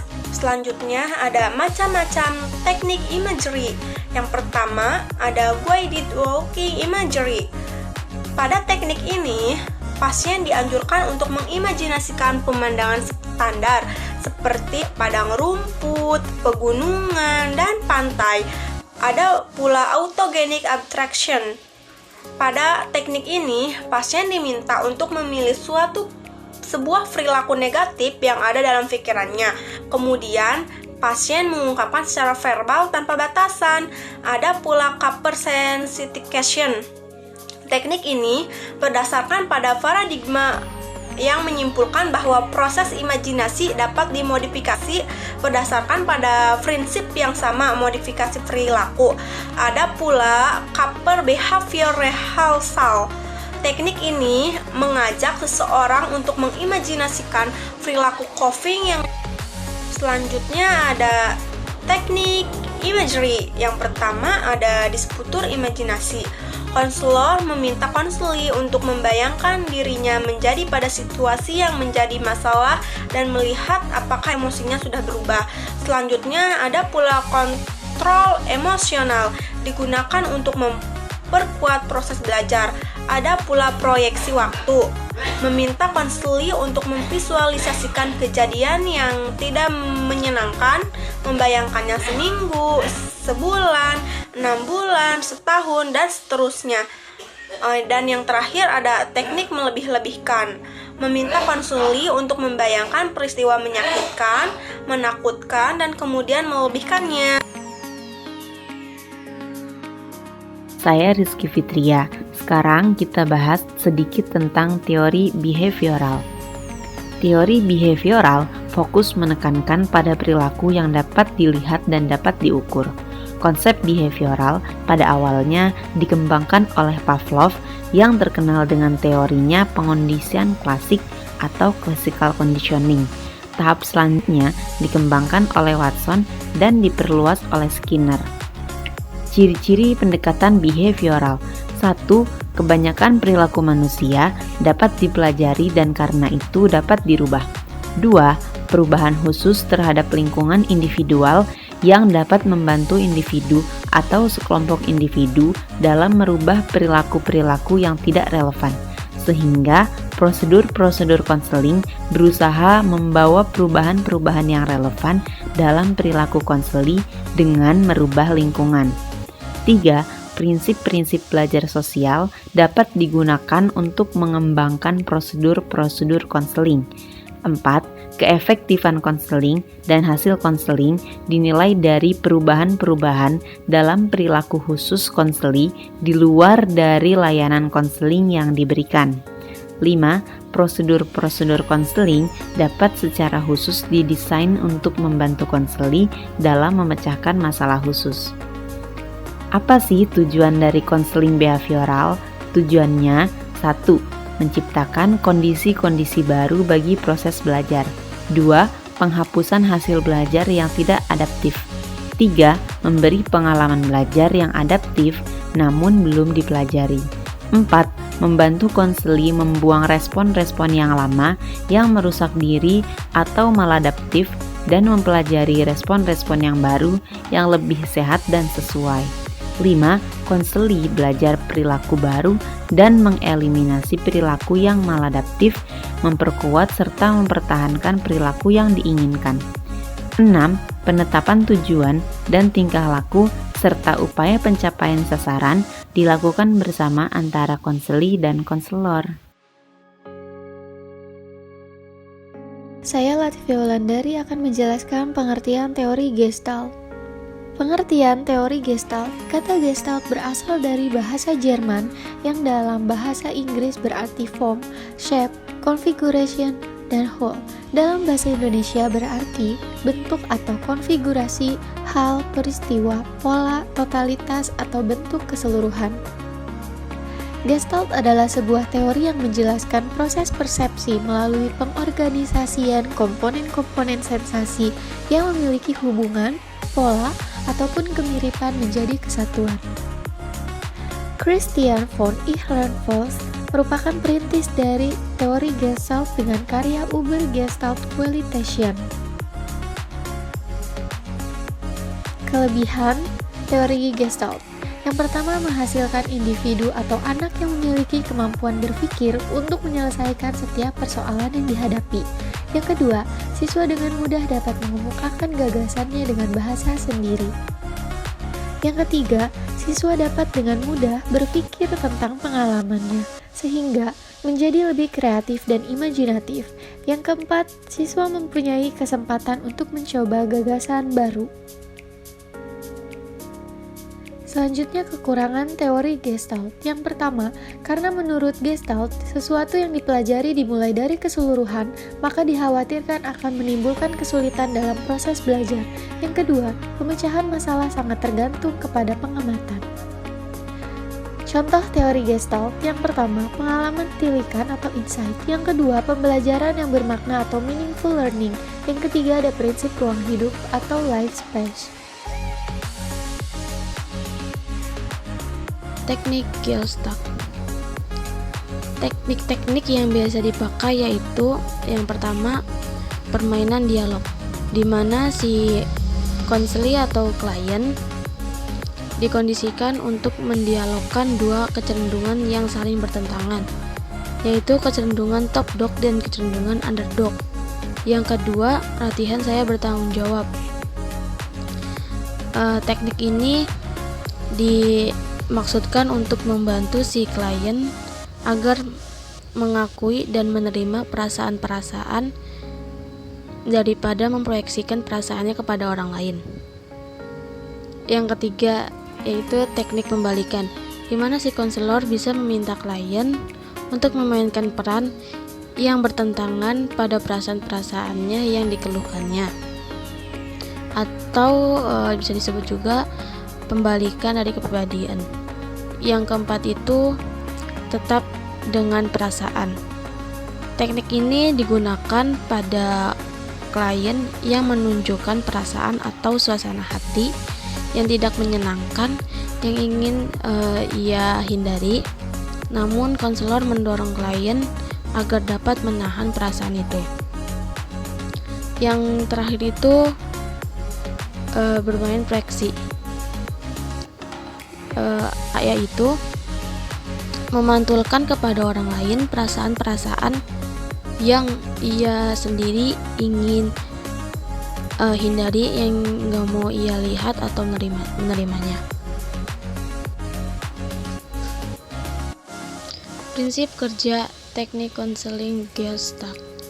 Yaitu yang pertama, penekanan tanggung jawab klien, di mana si konselor bersedia membantu klien namun tidak mengubah klien.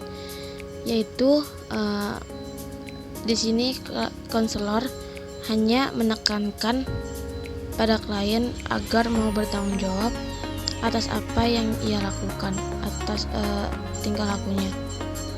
Yang kedua itu orientasi dan saat ini, artinya konselor tidak mengulang kembali masa lalu, namun hanya memfokuskan pada masa sekarang saja. Namun jika masa lalu ada kaitannya dengan masa sekarang. Yang ketiga itu orientasi kesadaran, di mana si konselor membantu klien untuk mendapatkan kesadarannya, yaitu tentang dirinya sendiri dan masalah-masalahnya. Jadi, semua teknik-teknik yang dilakukan pada saat konseling berlangsung adalah suatu alat yang sangat penting dalam proses ini, yaitu yang bertujuan untuk membantu agar si konseli atau klien mendapatkan kesadaran dirinya secara penuh. Dalam konseling Gestalt ada beberapa teknik yang bisa digunakan atau dipraktikkan. Yang pertama, teknik permainan dialog. Teknik ini merupakan istilah lain daripada teknik kursi kosong. Teknik ini dilakukan dengan cara konseli dikondisikan untuk mendialogkan dua kecenderungan yang berbeda yang saling bertentangan, yaitu kecenderungan top dog dan kecenderungan underdog. Top dog diartikan sebagai seseorang yang manipulatif, seseorang yang menuntut, mengharuskan, bersikap layaknya majikan, dan otoriter. Sedangkan underdog diposisikan sebagai korban, membela diri, lemah, dan tak berdaya. Misalnya, kecenderungan antara orang tua dan melawan kecenderungan anak, atau kecenderungan kuat melawan kecenderungan lemah, atau juga dengan kecenderungan tanggung jawab melawan kecenderungan basa bodoh. Pada dasarnya, teknik ini dilakukan oleh konseli sebagai pemeran dari top dog dan underdog secara bergantian.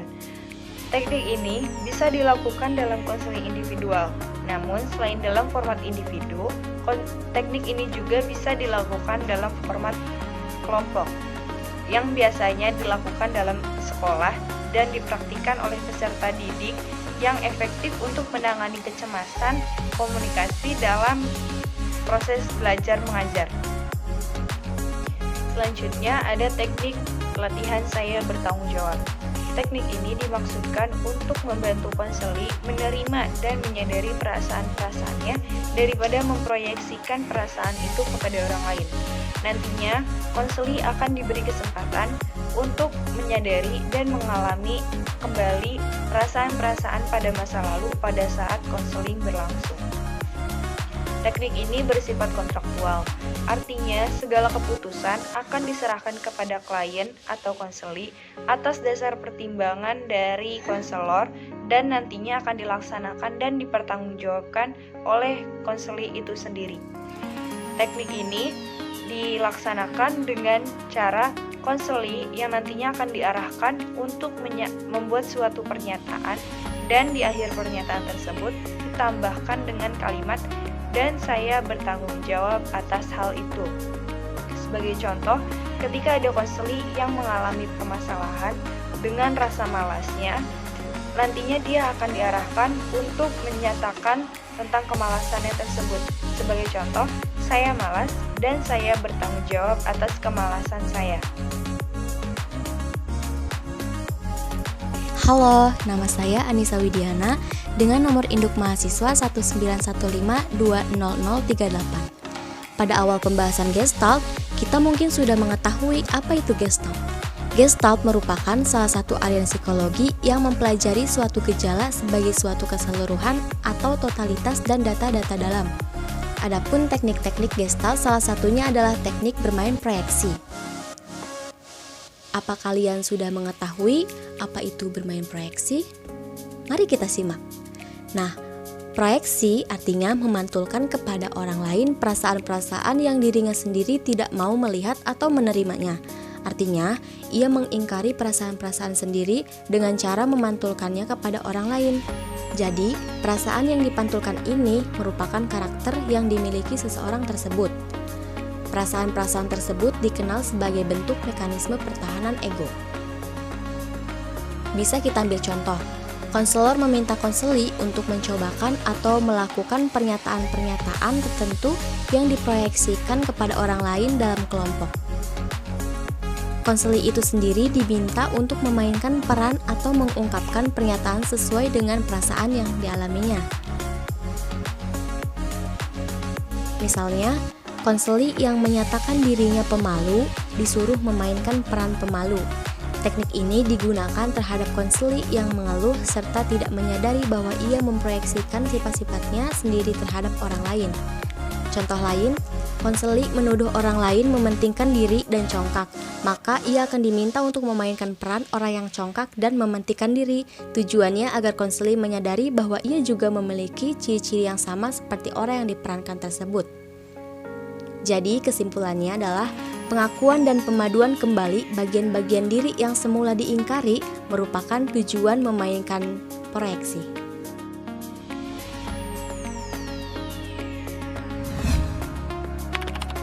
Assalamualaikum warahmatullahi wabarakatuh. Saya Lani Dahlia dengan NIM 191520039 akan membahas tentang teknik pembalikan. Teknik pembalikan merupakan teknik yang sering kali mempresentasikan pembalikan impuls-impuls kesadaran yang mendasari kepribadian individu tersebut. Di samping itu, teknik pembalikan juga mampu meminimalisir sikap malu yang berlebihan yang membuat individu menghambat interaksi dalam proses belajarnya. Teknik pembalikan adalah bahwa klien melibatkan diri dalam sesuatu yang penuh dengan kecemasan dan menjalin hubungan dengan bagian-bagian dalam dirinya yang telah dipendam dan ditolak. Dalam teknik ini, konselor meminta klien untuk memainkan peran berbalikan dengan perasaan-perasaan yang dikeluhkan. Dalam melakukan teknik pembalikan ini, biasanya klien ingin keluar dari perasaan rasa takut dan keluar dari perasaan kurang menyenangkan.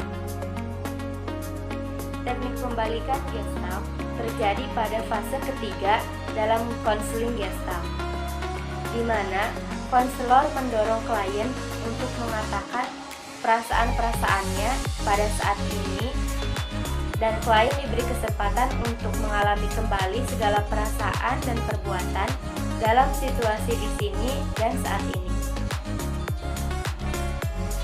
Nah, dalam kehidupan sehari-hari terdapat hal-hal yang bisa dijadikan contoh teknik pembalikan, seperti teknik pembalikan untuk meningkatkan intensitas dalam interaksi belajar siswa. Nah, dalam suatu sekolah atau kelas terdapat siswa yang memiliki sifat maupun permasalahan mengenai proses belajar yang berbeda-beda tiap individunya. Ada banyak siswa yang aktif sedang belajar, ada yang pemalu sehingga kurang aktif pada saat proses belajar, bahkan ada saja yang malas. Nah, dengan menggunakan teknik pembalikan dapat meningkatkan rasa percaya diri pada siswa dan meningkatkan intensitas dalam interaksi belajar siswa. Nah, jadi bagaimana sih cara teknik pembalikan ini dilaksanakan? Jadi, dalam teknik ini, konselor meminta klien atau siswa untuk memainkan peran yang berbalikan dengan perasaan-perasaan yang dikeluhkannya. Contohnya, ada siswa yang malu dalam bertanya atau mengemukakan pendapat ketika sedang berdiskusi di dalam kelas. Nah, dengan bantuan dan dorongan dari konselor, siswa tersebut harus melawan rasa malu dan tidak berani tersebut agar dirinya bisa keluar dari rasa takutnya dan percaya diri. Nama saya Anida Fitriani, jurusan Bimbingan Konseling Islam kelas 3A, akan menjelaskan tentang salah satu teknik pendekatan Gestalt, yaitu tetap dengan perasaan. Tetap dengan perasaan, yaitu teknik ini biasa digunakan untuk konseli yang menunjukkan perasaan atau suasana hati yang tidak menyenangkan dan ia sangat ingin menghindarinya. Konselor mendorong konseli untuk tetap bertahan dengan perasaan yang ingin ia hindari itu. Jadi, teknik ini itu dilakukan konselor supaya konseli menyadari bahwa perasaan takut yang dia rasakan atau perasaan yang membuat dia tidak nyaman itu tidak seharusnya dia hindari. Kebanyakan konseli ingin melarikan diri dari stimulus yang menakutkan dan menghindari perasaan-perasaan yang tidak menyenangkan. Dalam hal ini, konselor tetap mendorong konseli untuk bertahan dengan ketakutan atau kesakitan perasaan yang dialaminya sekarang dan mendorong konseli untuk menyelam lebih dalam ke dalam tingkah laku dan perasaan yang ingin dia hindari itu. Jadi, teknik tetap dengan perasaan ini mendorong konseli untuk merasakan menyelam lebih jauh ke dalam tingkah laku dan perasaan yang dia ingin hindarinya itu. Ketika seorang konseli berhasil menyelami dan mendalami tingkah laku dan perasaan yang ia ingin hindari itu, dia akan merasakan bahwa perasaan tersebut tidak seharusnya dia takuti dan dia hindari. Jadi menghindari atau lari dari perasaan-perasaan yang membuat dia tidak nyaman itu tidak membuat dia berkembang gitu. Tidak membuat seorang konseli pikirannya berkembang. Dia akan terus merasa takut akan sesuatu hal yang seharusnya tidak ia takuti gitu. Jadi tetap dengan perasaan ini, teknik tetap dengan perasaan ini mendorong konseli untuk bertahan terhadap perasaan-perasaan yang dia takut, yang tidak seharusnya dia takuti. Jadi tujuan dari teknik Gestalt tetap dengan perasaan ini yaitu untuk membuka dan membuat jalan menuju perkembangan kesadaran perasaan yang lebih baru. Tidak cukup hanya mengkonfrontasi atau menghadapi perasaan-perasaan yang ingin dihindarinya, tetapi membutuhkan keberanian dan pengalaman untuk bertahan dalam kesakitan perasaan yang ingin dihindarinya itu. Jadi tujuannya itu supaya membuat konseli bertahan gitu terhadap perasaan-perasaan yang membuat dia takut. Dengan dia bertahan dan terbiasa dengan hal-hal yang membuat dia takut, dia akan semakin berani gitu, semakin berpengalaman dalam menghadapi hal-hal yang membuat dia takut. Konseli akhirnya berpikir hal-hal yang membuat dia takut itu tidak harusnya dia hindari dan dia takuti gitu. Jadi itulah teknik Gestalt, yaitu tetap dengan perasaan.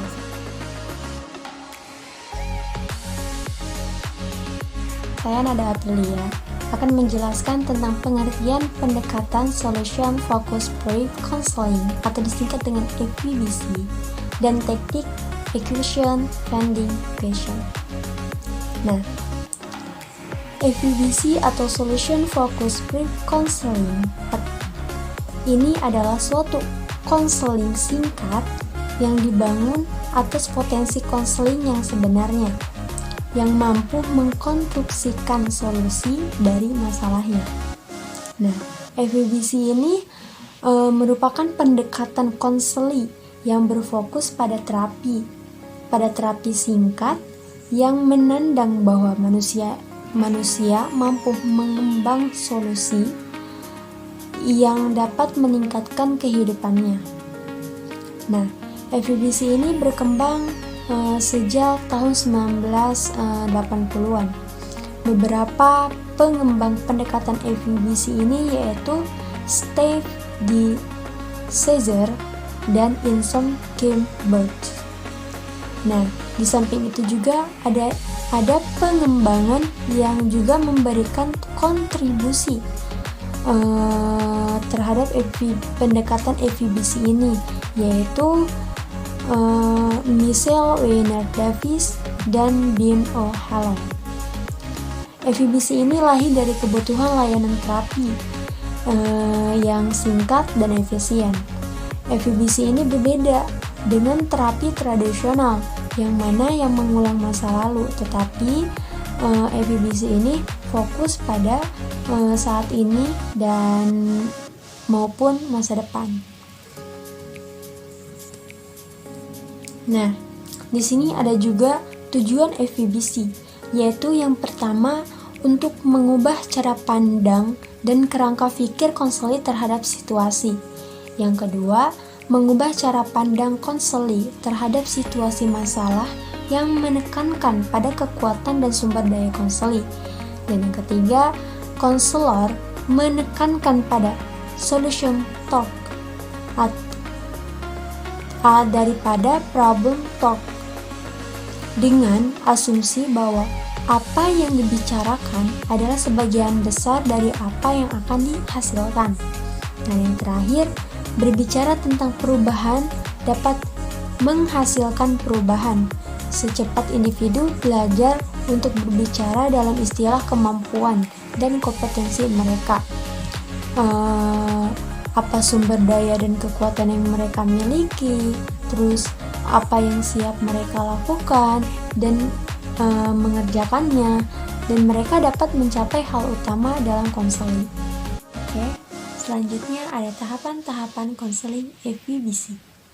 Yang pertama ada establishing report, dan yang kedua ada identify a solved complaint, dan yang ketiga ada establishing goals, dan yang keempat ada designing and intervention, dan yang kelima ada strategic task that promote change. Yang selanjutnya ada identify and emphasizing new behavior and change. Selanjutnya ada stabilization, dan yang terakhir termination. Nah, yang selanjutnya ada teknik-teknik FEBC. Yang pertama yaitu teknik efficient ending question, yaitu pertanyaan tentang saat-saat di mana konseli bebas dari masalah. FEBC di sini didasarkan pada gagasan di mana ada saat-saat dalam hidup konseli ketika masalah yang mereka identifikasi ternyata tidak bermasalah. Waktu tersebut disebut pengecualian dan disebut time of difference. Misalkan, kapan kamu dapat mengelola masalah ini dengan sesama? Atau kapan kamu banget yang berbeda dari yang sekarang? Coba kemukakan kepada saya saat kamu bebas dari masalah. Saya akan menjelaskan tentang pengertian Miracle Question. Jadi, Miracle Question merupakan teknik utama dalam FEBC, adalah suatu konseling singkat yang dibangun atas potensi konseli yang sebenarnya mampu mengkonstruksi solusi dari masalahnya. Dengan teknik Miracle Question ini, konseli didorong untuk membiarkan dirinya bermimpi sebagai cara untuk mengidentifikasi jenis perubahan yang paling mereka inginkan. Miracle Question memiliki fokus ke masa depan, di mana konseli dapat mulai untuk mempertimbangkan kehidupan yang berbeda yang tidak didominasi oleh masalah-masalah masa lalu. Konselor meminta konseli untuk mempertimbangkan bahwa suatu keajaiban membuka berbagai kemungkinan masa depan. Miracle Question sebagai teknik solution focus cooking yaitu salah satu hal terpenting dalam menjalankan cooking coaching adalah menciptakan awareness dari klien bahwa ia bisa menemukan solusi atas persoalannya yang dihadapinya. Namun realitasnya seringkali seorang klien diundang dan dikurung oleh masalahnya sedemikian rupa sebagai ia tidak bisa atau tidak mampu ubah hanya sekedar membayangkan dirinya keluar dari masalahnya. Sehingga saat diajak memikirkan solusi, ia mengalami mental blockade. Misalnya, si konselor bertanya, "Apa yang Anda inginkan?" Si klien menjawab, saya tidak ingin merasa bodoh." Konselor pun menyaut, "Oh, Anda tidak ingin merasa bodoh. Jadi, Lantas apa yang Anda inginkan? Klien menjawab, yaitu tadi, saya tidak ingin merasa bodoh. Why? Konselor, baik, saya menangkap bahwa Anda baru saja menyatakan yang tidak ada Anda inginkan adalah merasa bodoh. Lantas apa yang Anda inginkan? Klien, bagaimana saya bisa berpikir apa yang saya inginkan? Lah, saya ini merasa bodoh.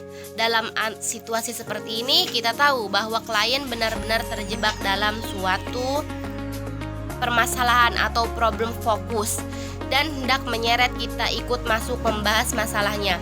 Tugas kita adalah mengenali situasi semacam ini dan kemudian membantu klien melalui stimulus atau rangsangan pertanyaan untuk membuatnya dapat fokus dalam solusi. Selanjutnya, pertanyaan dengan miracle question adalah pertanyaan untuk mengajak klien membayangkan dan menjelaskan secara rinci bagaimana masa depan akan berbeda jika seandainya masalah yang dihadapi sudah tidak ada lagi. Dalam mengajukan miracle question, lakukan kalibrasi atau global listening pada klien Anda. Apakah ia mengalami kemudahan dan mengikuti pertanyaan Anda atau malah ia menolak idenya? Misal, ada orang yang tidak bisa menerima suatu miracle question yang mengandaikan yaitu ada suatu tongkat ajaib. Misal, dalam kondisi di atas, maka konselor mungkin akan menanyakan, yaitu saat Anda bangun besok pagi dan keajaiban tadi sehingga Anda tidak lagi merasa bodoh, maka apa perubahan yang Anda kenali? Mungkin kita menjawab, saya merasa bahwa saya tidak merasa bodoh. Konselor lebih jauh bisa menanyakan, jadi apa yang akan Anda inginkan atau rasakan sekarang? Klien menjawab, saya merasa bahwa saya baik-baik saja terhadap diri saya. Dapat Anda lihat di sini bahwa miracle question telah melepaskan rasa tidak mungkin yang tadinya membelenggu pikiran si klien. Dengan demikian, maka proses konseling dapat dilanjutkan ke arah outcome atau hasil yang diinginkan oleh si klien, supaya si klien bisa mendapatkan hasil yang ia mau dan puas dengan miracle question tersebut. Nama saya Anissa dengan NIM 1915231. Di sini saya akan menjelaskan tentang teknik scaling question. Scaling question adalah pertanyaan yang meminta konseli menilai kondisi dirinya, baik itu masalah, pencapaian, ataupun tujuan. Berdasarkan skala dari 1 sampai 10. Konselor menggunakan teknik ini ketika mengubah pengalaman konseli yang tidak mudah diobservasi, seperti perasaan, keinginan, ataupun komunikasi. Apa sih hebatnya dari scaling question ini? Jadi, scaling question bukan hanya membuat skala saja, tetapi juga mengajak konseli untuk ikut masuk terhadap skala tersebut dan menyadari bahwa adanya perubahan-perubahan di dalamnya. Dengan contoh, ada perempuan yang mengatakan bahwasannya dia merasa panik, gelisah, takut, dan cemas. Nah, di situ kita bisa tanyakan menggunakan skala dari 0 sampai 10. Dalam artian, 0 adalah apa yang Anda rasakan ketika pertama kali datang untuk konseling, atau bisa disebut suatu kondisi terburuk Anda. Dan di skala 10 bisa dikatakan kondisi hari ini yang suatu permasalahannya sudah teratasi, atau bisa dikatakan suatu keinginan yang sudah tercapai. Perkenalkan, nama saya Nadia, NIM 1915240, kelas BKI 3A. Di sini saya akan menjelaskan tentang pengertian rumusan tugas sesi pertama atau Formula First Session Text atau FFST. Menurut Desager 1985 dalam Korey 2005, FFST adalah suatu format tugas yang diberikan oleh terapis kepada konseling yang diselesaikan antara sesi pertama dan sesi kedua.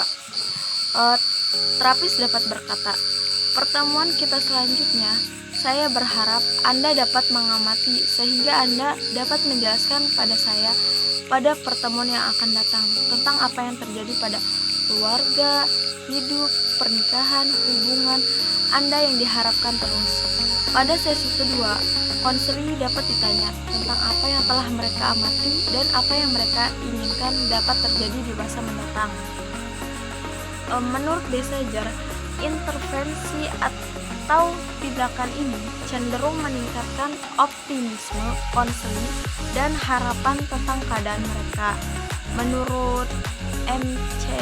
Kells 1996, Walter dan Peller 2000 dalam Korey 2019, konseli umumnya bekerja sama dengan perubahan FFST dan laporan atau perbaikan sejak sesi pertama mereka. Menurut Bertolino dan O'Hanlon dalam Korey 2009 menunjukkan bahwa intervensi FFST digunakan setelah konseli memiliki kesempatan untuk mengekspresikan keprihatinan, pandangan, cerita mereka. Pada teknik ini, maka konseli bisa mengembangkan dan mencari solusi dengan melakukan suatu pengamatan tentang tujuan ke depan yang ingin dia capai. Misalnya, konselor mengatakan, "Kalau demikian, besok berarti kamu membuat jadwal belajar sehingga belajarmu akan teratur sebagai salah satu pacu agar bisa meningkatkan belajarnya sehingga konsep dirinya juga meningkat." Sebagai penutup, saya ingin mengutip pernyataan dari Walt Disney. Ia mengatakan, "Semua impian pasti bisa kita wujudkan jika kita memiliki keberanian untuk mengejar mereka." Artinya, jika kita mempunyai impian, maka genggam impian tersebut. Kita perlu yakini dan perlu kita gapai. Percayalah bahwa impian pasti bisa kita wujudkan.